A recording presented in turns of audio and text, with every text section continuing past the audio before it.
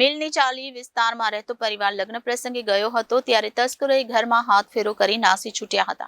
આ અંગેની જાણ મકાન માલિક લીલાબેન દ્વારા ડી ડિવિઝન પોલીસ સ્ટેશને કરવામાં આવી હતી। મળતી માહિતી મુજબ મિલની ચાલી વિસ્તારમાં આવેલ શક્તિ પાનના ગલ્લા પાસે રહેતા લીલાબેન જયંતિભાઈ ધોરાજી લગ્ન પ્રસંગે ગયા હોય ત્યારે ચોરોએ ઘરમાં હાથફેરો કરી પિત્તળના વાસણ તથા રોકડ રકમ 15,000 રૂપિયા તથા ઘરમાં તોડફોડ કરી નાસી છૂટ્યા હતા। આ અંગેની જાણ મકાન માલિક લીલાબેન દ્વારા ડી ડિવિઝન પોલીસ સ્ટેશને કરવામાં આવી હતી। મારું નામ લીલાબેન જયંતિભાઈ, આસિયા કોલોની, મિલની ચાલી, દરબારનો ગલ્લો, શક્તિ હાઉસ પાનનો ગલ્લો।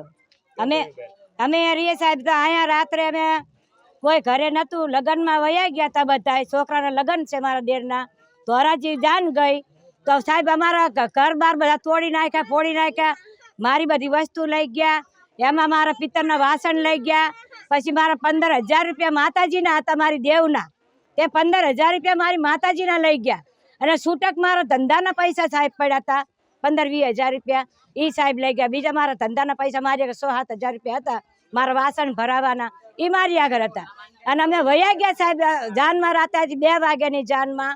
તો રાતે આ બધું ગમે માણસો, અજાણા માણસે ગમે માણસો આવીને અમારું બધું તોડફોડ કરી નાખ્યું, કોવાડાના ઘા માર્યા હોય તો ભલે ગમે એ કર્યું, અમારે 2 ઘર બધા તોડી રમણ ભમણ કરી નાખ્યું છે। કેટલા પૈસાની અંદાજે નુકસાન થયું? મારું નુકસાન છે માતાજીના મારા પૈસા 15,000 રૂપિયા અને 15-20,000 રૂપિયા મારા ધંધાની મજૂરી, મારા વાસણની ફેરીના, અને બીજા સાહેબ મારે 6-7,000 રૂપિયા મારા ઘરે પડ્યા હતા, એ મારી આગળ હતા, હું જાનમાં લઈને ગઈ હતી અને આ બધું મારા ઘરે પથરા, પાણા, લાકડા, લોઢા, હોલ સોલ વસ્તુ બધી નાખી દીધી છે।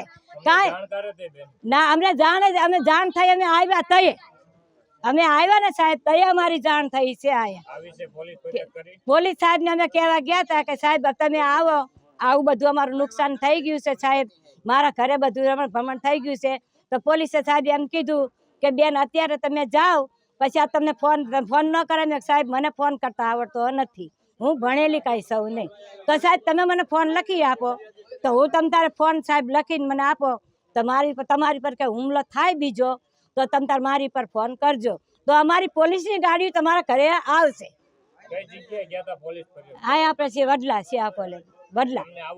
હા, અમને કીધું, સાહેબે કીધું કે તમારી પર આવો બીજો હુમલો થાય ને તો તમે તારા ફોન અમારી પર ફોન કરજો, એટલે અમારી પોલીસની ગાડી તમારા ઘરે આવશે। કોને આ માણસોએ આ બધું તમારું કર્યું છે? અશોકભાઈ જયંતિભાઈ દેવી પૂજક મારું નામ। હું રહું છું સિંહા કોલોની, મિલની ચાલી, દરબારના ગલ્લે વાસમાં। હું આવ્યો તો અહીં કણે હપ્તો ભરવા, ગાડીના પૈસા લેવા આવ્યો હતો, હપ્તો ભરવા હતો, ગાડીનો શોરૂમમાં હપ્તો ભરવા હતો। હપ્તો ભરાયો તો વચમાં એ લોકો ધૈકા મને ડાયરેક્ટ મારવાની ધમકી મારી, મારા પૈસા લૂંટી દીધા। પછી મેં કીધું હું ઘરે હપ્તો ભરીને આવું, બરાબર, હું હમણાં આવું, પછી આપણે વાત કરીએ। પછી હું વયો ગયો લગ્નમાં, ડાયરેક્ટ ધોરાજી જાનમાં ગયો, મારા કાકાના છોકરાના જાન હતી, લગ્નમાં ગયો હું, પછી રાતે આવીને હુમલો કર્યો એ લોકો એમને। એ નામ ખબર નથી ભાઈનું। ટાંકી આગળ। મારા ઘરમાં તારા રૂપિયા રોકડા 15,000 રૂપિયા પડ્યા હતા, વાસણના ધંધાના પૈસા। પછી અહીંયા ઘર બાર તોડી રાતે વયા ગયા, બધું લઈને લૂંટી ગયા ઘરમાં છે, વાસણ બસ બધું લઈ ગયા રાતે આવીને। 30-35,000 રૂપિયા ચોરી થઈ।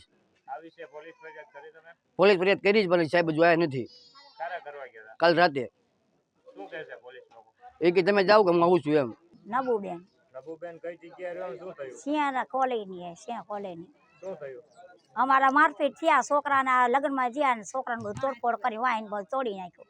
રાતે 11-12 વાગે જાન લઈને આવીને જોયું ને તો બધું તોડફોડ, કોળાના ઘા મારેલા, બીજા ગમે ગુંડા પાલટી આવી અને આવું બધું કરી નાખ્યું અને બધું સામાન બધું લઈ ગયા, વાસણ છે પિત્તળના અને પૈસા છે, માતાજીના પૈસા પડ્યા છે, 15,000 પડ્યા માતાજીના, એ અમારા જેઠના છોકરા જ છે, એ બધું લઈ ગયા ને કરી એ ખબર નથી, વારલા છે બધા અજાણા ગમે છે, દારૂ બારૂ પીવે ને ગાંજા પીવે ને, આટલામાં લૂંટફાટ કરવા 2 વાગે 3 વાગે ને એટલે હડાપાટી જ થઈ જાય।